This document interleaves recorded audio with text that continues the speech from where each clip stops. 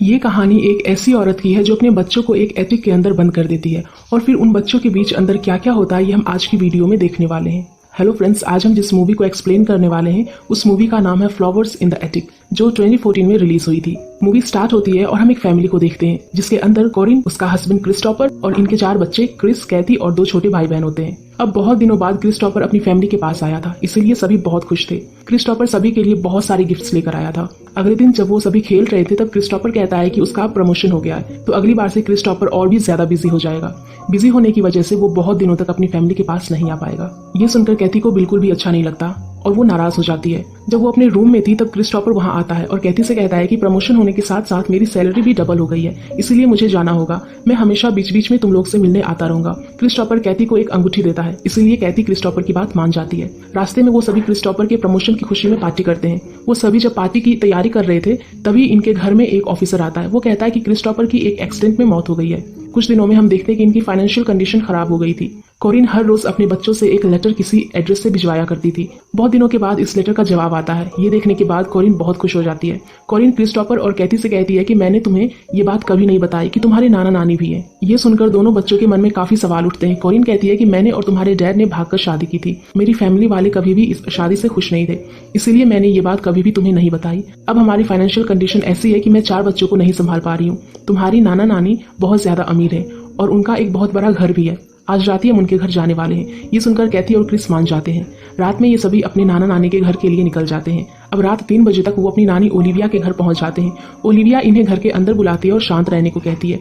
Olivia इन्हें एक room में लेकर जाती है। उसे ये बात पता नहीं थी कि कोरिन के 4 बच्चे हैं। कैदी अपनी माँ से कहती है कि क्या आपने कभी भी इन्हें हमारे बारे में नहीं बताया। कोरिन कहती है कि वो मुझसे अभी तक नाराज हैं। ओलिविया सभी बच्चों से कहती है कि मैं तुम्हारा रूम लॉक कर रही हूँ, कोई शोर नहीं मचाएगा और सभी बहुत स्लोली बात करेंगे। कोरिन कैदी से कहती है कि तुम सभी फिक्र मत करो, तुम्हारे नाना 78 ईयर्स के हैं जो बहुत ही जल्द मरने वाले हैं। उनके मरने के बाद ये सब हमारा हो जाएगा। इसके बाद जो तुम्हें करना होगा तुम कर सकते हो। ये बात सुनकर बच्चे खुश होते हैं। अगले दिन जब सभी उठते हैं तो ओलिविया एक रूल्स की लिस्ट लेकर आती है। वो कहती है कि सबसे पहला रूल कि कोई शोर नहीं मचाएगा।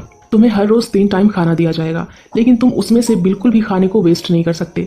मुझे कभी भी बच्चा यहाँ पर बाहर जाता हुआ या शोर मचाता हुआ बिल्कुल भी नजर नहीं आना चाहिए। ओलिविया इन सभी के लिए खाना लेकर आई थी। वो कहती है कि ये तुम्हारा आज का खाना है, अब मैं सीधा कल वापस आऊंगी और कोई भी खाना वेस्ट नहीं करेगा। अगर तुम्हें खेलना है तो तुम ऊपर एटिक में जाकर खेल सकते हो। ये सुनकर सभी बच्चे ऊपर चले जाते हैं। रूम में जाने के बाद ये सभी देखते हैं कि ये रूम तो एक स्टोर रूम है जहाँ बहुत सारा पुराना सामान रखा हुआ है। क्रिस को एक गाने का टेप भी मिलता है। ये दोनों के छोटे भाई बहन कहते हैं कि हमें ये कमरा बिल्कुल भी पसंद नहीं आया, इसीलिए वो दोनों अपने छोटे भाई बहन के लिए झूला बनाते हैं और इनके साथ खेलने लगते हैं। नीचे आने के बाद ये दोनों छोटे बच्चे खाना खा रहे थे, तभी ये सभी मस्ती करने लगते हैं। कुछ देर में कोरिन वहाँ आ जाती है। वो इन्हें चुप करवाती है, लेकिन इनका शोर ओलिविया सुन लेती है। अब ओलिविया कोरिन को अपने साथ लेकर आती है। कुछ देर में कोरिन वापस अपने बच्चों के पास आती है। तब कोरिन का छोटा बच्चा कहता है कि मुझे अब इस घर में नहीं रहना, मुझे अभी के अभी यहाँ से ले चलो। कोरिन उसे समझाती है लेकिन वो नहीं मानता। तभी वहाँ ओलिविया आती है और कहती है कि शोर मचाना बंद करो। कोरिन की छोटी बेटी को गुस्सा आता है और वो चिल्लाने लगती है। साथ ही वो छोटा बच्चा आकर ओलिविया के पैर में काट लेता है। ओलिविया गुस्सा हो जाती है और उन दोनों को मारने लगती है। कोरिन कहती है कि अगर आप मेरे बच्चे को इस तरह से मारेंगी तो मैं यहाँ से चली जाऊंगी। ओलिविया कहती है कि चले जाओ, मुझे कोई फर्क नहीं पड़ता। ओलिविया कोरिन को उसकी टॉप उतारने के लिए कहती है। जब कोरिन अपनी टॉप उतारती है तो हम देखते हैं कि उसके पीठ पर बहुत सारे निशान थे। दरअसल जब ओलिविया उसे अपने साथ लेकर गई थी तब ओलिविया ने कोरिन को बहुत मारा था। ओलिविया सभी से कहती है कि अगर किसी ने आगे से शोर मचाया तो सभी के साथ ऐसा ही करूंगी। ये सुनकर सभी बच्चे बहुत ज्यादा डर जाते हैं। अब कुछ दिन बीत जाते हैं। कोरिन फिर से 1 महीने बाद वापस आकर अपने बच्चों से मिलती है। कैदी पूछती है कि आखिर आप इतने दिनों से कहाँ थी। कोरिन कहती है कि मैं तुम्हारे नाना के पास थी। आजकल मैं वो सब कर रही हूँ जो मेरा सपना है। मैं घूमने जाती हूँ, मैं हॉर्स राइडिंग करती हूँ और ये देखो मैंने कितने अच्छे कपड़े भी पहने हैं। कुछ देर में कोरिन वापस चली जाती है। कैदी और क्रिस एक दूसरे से बात करते हैं। आखिर ये मॉम को हो क्या गया है। जब कैदी बाहर जाती है तो ओलिविया से टकरा जाती है। ओलिविया गुस्से में कहती है कि मुझे ना तो तुम्हारे डैड पसंद थे और ना ही तुम लोग पसंद हो, तुम सभी एक शैतान के बच्चे हो। ये सुनकर कैदी बहुत ज्यादा नाराज हो जाती है। एक दिन फिर से कोरिन वापस आती है। वो इनके लिए बहुत सारे सामान लेकर आई थी। कैदी गुस्सा थी, इसीलिए वो कहती है कि हमें अभी के अभी यहाँ से जाना है। कैदी कहती है कि नानी ने मेरे डैड को एक शैतान कहा और हमें शैतान का बच्चा कहा है। कोरिन कहती है कि वो बस तुम्हारे डैड और मेरी शादी से नाराज हैं।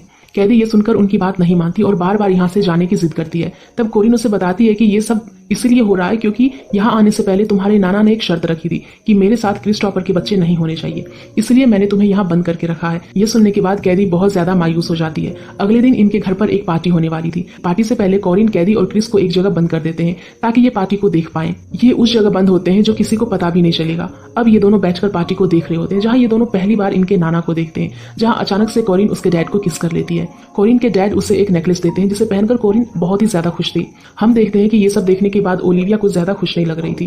कुछ देर में कॉरिन एक आदमी विंस्लो के साथ होती है। तब इन दोनों को किस करते हुए कैदी और क्रिस देख लेते हैं। क्रिस कैदी को वापस रूम में जाने के लिए बोलता है और खुद हर एक रूम में जाकर वहाँ की चीजें देखने लगता है। थोड़ी देर में कॉरिन कैदी के पास आती है जहाँ उसे क्रिस नहीं मिलता। ये देखकर वो बहुत ज्यादा गुस्सा हो जाती है। तभी वहाँ क्रिस आ जाता है और कॉरिन उसे स्लैप करती है। अगले दिन ये सभी डिनर पर मिलते हैं जहाँ कॉरिन इन्हें कहती है कि विंस्लो सिर्फ मेरे पीछे पड़ा हुआ है। कुछ दिन बीत जाते हैं। एक दिन कॉरिन कैदी को पहनने के लिए कुछ कपड़े देती है। कैदी उन्हें पहनकर देख रही थी कि तभी वहाँ क्रिस आ जाता है। ये दोनों यहाँ खड़े थे कि अचानक ओलिविया वहाँ आ जाती है और उन्हें एक साथ देखकर उनके बारे में गलत सोचने लगती है। इस बात से ओलिविया गुस्सा हो जाती है और वो कैदी को इस बात की सजा देती है। वो उसे अपने बाल काटने के लिए कहती है। यहाँ पर कैदी और क्रिस ऐसा नहीं करते। एक दिन जब कैदी सुबह उठती है तो वो देखती है कि उसके बालों पर किसी ने केमिकल्स डाल दिया है, जिसकी वजह से उसके बाल खराब हो चुके हैं। अब ना चाहते हुए भी क्रिस को कैदी के बाल काटने पड़ते हैं। देखते ही देखते 5 महीने बीत जाते हैं और 5 महीनों बाद कॉरिन वापस अपने बच्चों से मिलने आती है। कॉरिन कहती है कि उसने विंस्लो से शादी कर ली है। वो पिछले 5 महीनों से विंस्लो के साथ हनीमून पर थी। ये सुनकर क्रिस बहुत ज्यादा गुस्सा होता है और कॉरिन से कहता है कि आपके 4 बच्चे हैं, फिर भी आपने शादी क्यों की। ये सुनकर कॉरिन कहती है कि मैंने जो कुछ भी किया है तुम्हारे लिए किया है। ये कहकर वो यहाँ से चली जाती है। अगले दिन ओलिविया इन सभी के लिए डोन्स लेकर आती है। कैदी को डोन्स बहुत ही पसंद थे। तब क्रिस ओलिविया से कहता है कि मैं यहाँ से निकल जाऊंगा, मेरा नाम भी क्रिस्टोफर है जो कि मेरे डैड का था। ये सुनकर ओलिविया को बहुत गुस्सा आता है और क्रिस को कोड़े से मारने लगती है। मारने की वजह से क्रिस के पीठ पर घाव हो जाते हैं। अब कैदी उन पर मरहम लगा रही थी। ये करते हुए ये इतने करीब आ गए थे कि दोनों एक दूसरे को किस कर देते हैं। एक दिन जब ओलिविया रूम में आती है तब क्रिस उसे सॉरी कहता है। वो बड़े ही चालाकी से ओलिविया का मास्टर चाबी का स्केच एक साबुन पर बना लेता है। अब क्रिस एक लकड़ी से चाबी बनाता है और ये दोनों हर रोज धीरे धीरे ओलिविया की तिजोरी से पैसा निकालने लगते हैं ताकि ये दोनों यहाँ से निकलकर भाग सके। एक दिन क्रिस अपनी मॉम को देखता है जो विंस्लो को किस कर रही थी। ये सब देखकर वो बहुत ज्यादा गुस्सा होकर अपने रूम में आता है जहाँ कैदी उसे शांत करती है। ये दोनों फिर से करीब आ जाते हैं और इंटीमेट हो जाते हैं। अगले दिन ये देखते हैं कि इनका छोटा भाई बहुत बीमार हो गया है। तब कॉरिन वहाँ आती है। कैदी उससे कहती है कि आपने अपने लिए हमें ये रूम में बंद करके रखा है, मुझे आपको अपनी माँ कहने में भी शर्म आती है। ये सुनकर कॉरिन गुस्सा हो जाती है और कैदी को स्लैप करती है। कैदी भी गुस्से में कैरिन को स्लैप कर देती है। तब ओलिविया कहती है कि अभी इस बच्चे को हॉस्पिटल लेकर चलो। कुछ देर में कॉरिन वापस आती है और सभी को बताती है कि उनके छोटे भाई की अब डेथ हो गई है। ये सुनकर सभी रोने लगते हैं। एक दिन जब इनकी छोटी बहन एक चूहे को डोन्स खिलाती है तब इन्हें पता चलता है कि वो डोन्स खाने से उस चूहे की मौत हो गई। वो समझ जाते हैं कि उनके छोटे भाई की मौत इसी डोन्स की वजह से हुई है। ये सभी ये सोचने लगते हैं कि ये सब उसकी नानी कर रही है। तभी ओलिविया वहाँ आ जाती है। ओलिविया को पता चल चुका था कि क्रिस के पास एक मास्टर की है जिसकी मदद से वो कोई भी दरवाजे को खोल सकता है।